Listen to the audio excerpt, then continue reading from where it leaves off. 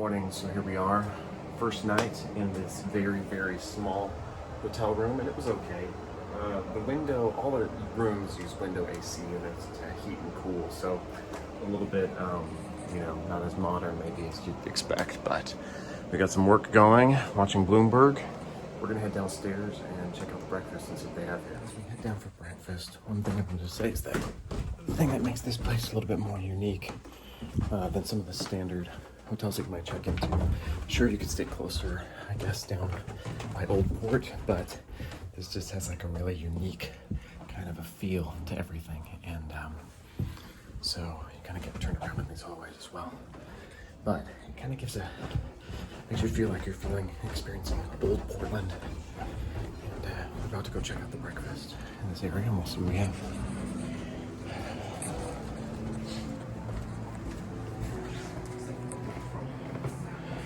So we can see if they have like a nice little spring here, which is nice.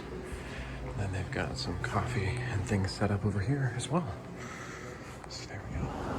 So I'm currently walking up Congress Street, which will take you all the way downtown Portland, Maine. And where we're heading is actually Old Port, which is where we're gonna get on kind of a 15-passenger van tour of the sites. It's called the Real Portland, Maine tour or something like that. There's a guy that runs the business. He slaps some stickers on his van and he runs tours. It costs about $35. And supposedly out of the 14 slots he has this morning, 12 are already taken up. So running pretty good business there. Driving people around this small, quaint town of 50,000 people, basically telling you and showing you the highlights. I think we're gonna stop and see some lighthouses, and we're gonna stop and see a couple of other unique things. So let's get across the street really quick. That's the main thing, is that there seems to be a lot of small business.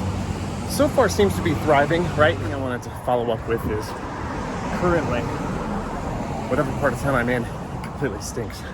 I have no idea why. It literally smells like people just dump their trash out. That's the kind of smell I'm getting right now. Although I don't see any trash, so maybe it's hiding behind these buildings. I'm not exactly sure what's going on. We're almost to Old Port, but I just happened to be passing Cross Insurance Arena, and this is kind of, downtown. Basically, they use this for, I guess, everything, right? They do some hockey games in there, ice hockey. They do some basketball games, and I think they even have had some the big monster trucks and stuff come in there at various different points. But Portland, even though a tiny town, does have an arena, so that's kind of cool, I guess. And you can still see these other old structures. There's a lot of brick and everything. And some things have been gentrified in this town. And as you get to the more touristy parts, you end up seeing a lot of the buildings been completely redone or brand new buildings being built. But there's still plenty of old school type structures that have been around for a really long time, which is nice to see and kind of unique in a lot of different ways. So this is good. You got this little interesting building there, the Brian Boru. But half of these places you really can't tell if they're open or if they're still shuttered from COVID. One thing I haven't gotten a pulse on yet is like the actual market rents, what it costs to live in this town. You'd expect it to be high because it's a touristy town, things are expensive, but maybe not. Because again, most people are gonna be working in like the retail space, but we'll get those answers soon enough. We'll go from there. Definitely getting closer to the more touristy part of Portland, Maine. You got a ton of little shops that are around here and unique different streets that are all just around the place. But what is really interesting here is here's the actual old school streets that are built here. We got someone driving there, but it's really nice because it actually kind of just so unique. You don't really have streets like this in various other places. So it's really interesting. So I had read online that to get a great view of Portland, Maine, you need to head up to the top of the Customs House parking garage, which is actually that right up there. So I'm gonna go try to walk up to the top of that and see if I can see all of downtown Portland and see what kind of sights we can see from all the way up there. Let's check it out. The Customs House garage elevator And I told him to take us to the 8th floor, and we will see what we can see when we get up there. Well, I got off on one level too soon, and here we are at the top. And we'll see what we can see all the way at the top of the parking garage. And there you have it. There we go. Beautiful. Got some buildings everywhere. You really can see a lot. You can see the highway and everything out that way. And you see a bunch of the new construction that they've done. And then we walk over this way and we can get a great view of all the boats in the harbor. And then that's where we were just right now, is down there. So you can see downtown pretty well from here. It's a great perspective. We see some church steeples over there that we might go check out. I'm telling you, the seagulls here are about, I would easily see at least 5 to 10 times bigger than the seagulls that are in Florida. That thing is huge. I don't know if you can even tell. It's probably bigger than half my torso. Yeah, it's big. So here we are. We can see all of the actual, got some awesome, unique buildings here. See out there all of the ships in the harbor. And out that way, you got some of the islands, one of the old forts, and that we saw when we flew in. So really, really unique. So I would definitely have to say that this was a great tip to go to the top of the Customs House parking garage for a great view of Portland, Maine downtown and the harbor.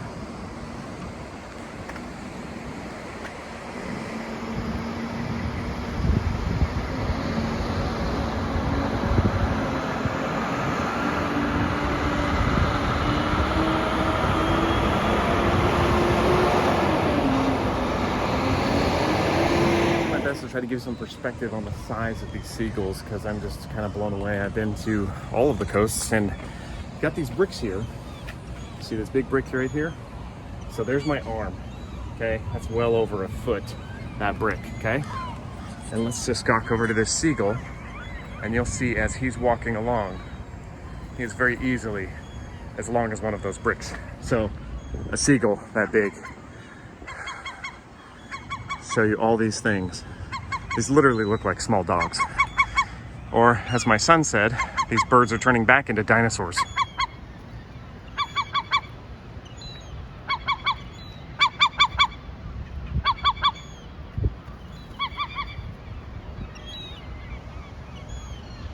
Just about to start the real tour of Portland. There's our captain. I get to sit up front with him. We take these people around. Oh. Gazebo down here in the park, nice spot for weddings. My sister got married here recently. Yeah, I did the ceremony. I'm also wedding officiant. I also provided the transportation. I was also a DJ. It's a one-man show. She got a great deal. I didn't cater it. She didn't want the red hot dogs. There's a cannon in front of this car to the right. It's one of the original cannons from the Battleship Maine. Battleship Maine sank sparked the Spanish-American War. Rallying cry, remember the Maine. There's 3 lighthouses across the bay. We're going to go to all of them. These are all separate islands across the bay. A lot of people ask about the building out there in the harbor. Kind of looks like Alcatraz, a little bit out there. That's an old Civil War fort. It's called Fort Gorges, spelled Gorges. Looks like it has a real impressive history, but it really doesn't. And the reason that's the case, construction for the fort started in 1858, but it wasn't completed till 1865. And by then, the Civil War was over, so I never fired a shot. It's a public park. Anybody can visit it. The only catch is you got to find your own way out and your own way back. So a lot of people kayak out there. I took a hovercraft out there. There's a hovercraft tour out here. Every now and again, they'll have an event at the fort. They had a wine tasting out there. You've heard of port wine. They had fort wine out there. This steel structure to the right is the original mast from the Navy cruiser Portland. So I mentioned a lot of war memorials in the park. This is the closest major American port to Europe. It's a day closer by sail than Boston, so it's always been a port and harbor throughout history. Just coming up on the right here, it's a beautiful building. Now, this is the 4th City Hall that was built in Portland. The first 3 burned, so we built this one right across the street from the fire station that we call Wicked Smart, because if you drive it right across the street. And if you look above the doorway entrance, you'll see our city symbol, the golden phoenix. Just below it says City Hall, this small word, tough to pick out, says Resurgam. Resurgam's Latin for I shall rise again. That's our city motto. Building up through all the fires here. That's why you see all the fireproof brick granite buildings here. Downtown Portland. Alright, let's see if we make it through this light. If so, you gotta be quick, but look down the alley to the right here and you'll see PHS, Portland High School, right down there. That's where I went to high school, class of 98. Yeah, Bulldogs. On the right's the oldest church in Portland, First Parish. It's where the Maine Constitution was drafted. So, Portland High, #1. Every time I say that, though, somebody's always like, were they up here in the winter? Oh, we do get some snow. We have livable. I like all 4 seasons, but we do average about 60 to 90 inches of snow in the winter. It's not too bad. We only had 40 inches of snow this past winter, so that wasn't much at all. We have all the equipment to handle the snow. It makes a big difference. So this is the drawbridge. This is the part of the bridge that goes up right here. We call this the Casco Bay Bridge, although we're not really crossing Casco Bay. This is the Fore River of Casco Bay. We'll get a better view of Casco Bay at the lighthouses. A nice job here maintaining the park. You'll see it's a beautiful park. And as we head through here, you can see all the original fort installations. This was originally a subpost to Fort Preble. I'm going to take you past Fort Preble afterwards. The most activity out here at Fort Williams during World War II. In 1964, they decommissioned the fort, turned it into a park. It's now a 90-acre park with great views. This is the old powder house to the right, where they would have stored munitions. Also, kind of hidden behind some trees, up on a hill to the left is the former Goddard Mansion, which was built in the mid-1800s. It was really run down in the 1980s, so they had a controlled fire inside of it. Just burned the inside of it. It's just a frame. Sits up on the hill there now. Further down left above some cliffs is Battery Keys. Small rocky beach down here left called Ship Cove. If you look at the rocks, you'll see the water line. You know how high the water gets at high tide. So we're about midway between high and low tide right now. You may see some black seabirds on the rocks, cormorants, a lot of those out here. You won't see any puffins. A lot of people ask about that. You gotta go way down East Maine to see the puffins. The only puffin you'll see around here is somebody smoking on the sidewalk. That's about it. There is a children's garden they built to the right recently. It's awesome. Brought my daughter out here. She loved it. Got a rockside tree fort, waterfall. There's a cliff walk to the left. There's all these hiking and walking trails throughout the park. And they just start allowing food trucks in the park, so you'll see a lobster roll food truck up here on the right. It's called Bite into Maine. Yeah, and they got another location at Allagash Brewing in Portland.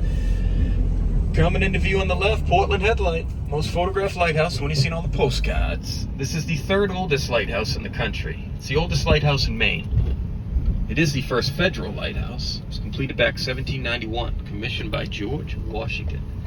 The only restrooms they have in the park are the porta potty straight ahead behind the parking lot, but I'm going to let you out down at the lighthouse. You can get out, walk around, get some photos. So here we are taking a tour of Portland Headlight, the most photographed lighthouse in all of America. And it is right here.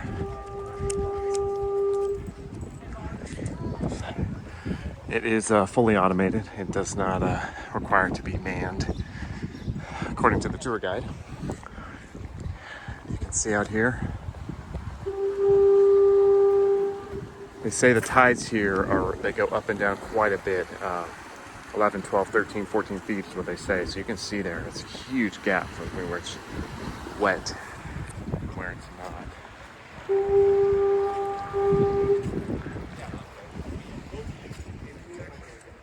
You can see yet another lighthouse out that way, right? There we go.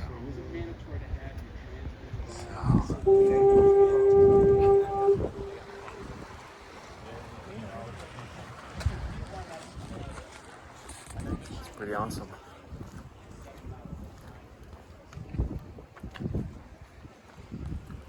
The most photographed lighthouse in America. It's pretty amazing. Just the rock structures, the water, the building, the history, and everything surrounding it. So we just walked through there. And we're gonna take a little bit of a loop just around and see what we can see walking down this way. It's They say there's more coastline in the state of Maine than California because Maine's coastline is so jagged, in and out, in and out, in and out. And that comes out to be a whole lot more coastline in California. So interesting fun fact there as well. So as we walk up here, we'll be able to see a different angle and view of the lighthouse, which seems pretty neat. And there's another lighthouse too in the distance as well. There it is.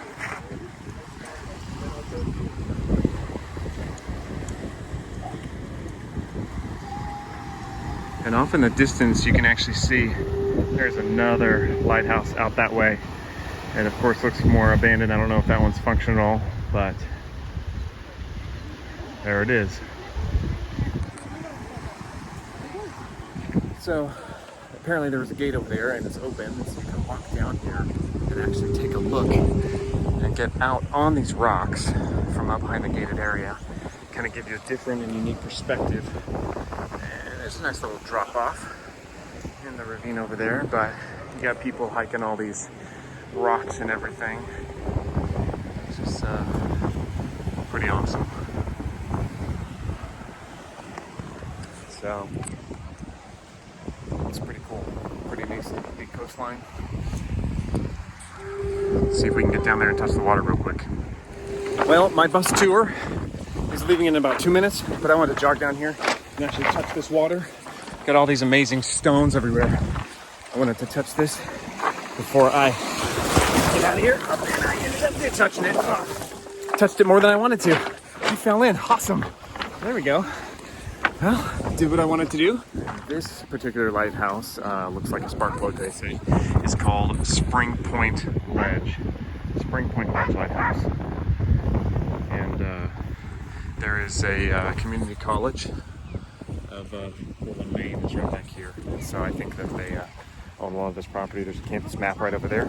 And we can see here a bunch of boats sitting out there in the harbor. And then that out there is another, that's a Civil War fort that was made out there, but it never was utilized.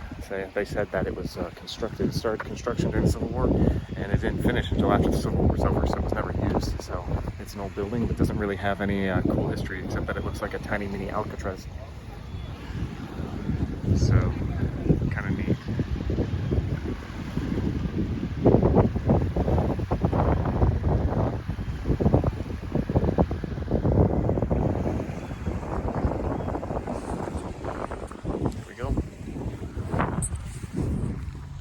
As we progress on the tour, we're now stopping at lighthouse number 3, and this one is called Bug Light Lighthouse, or the real name of it, they call it Portland Breakwater Lighthouse. And from this particular park, you can see, there it is, and the actual lighthouse is right there. They say it's only about 30 feet tall.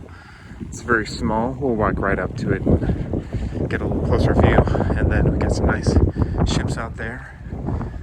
Docking ports, have a bunch of sailboats out that way. And then over there, you can kind of see a little bit more of the downtown Portland, Maine area. They say that Portland, Maine is a really kind of foodie town, and that tourism is basically the biggest source of business and revenue for this city. The city's only about 60,000 or so people total. There we are. Bug Light Lighthouse. And got some more coast. You can see the bridge that we drove over as well. That was great. Got a bunch of seaweed. Across the way you can see that there's some larger ships as well. See a couple of steamboats. And other things as well.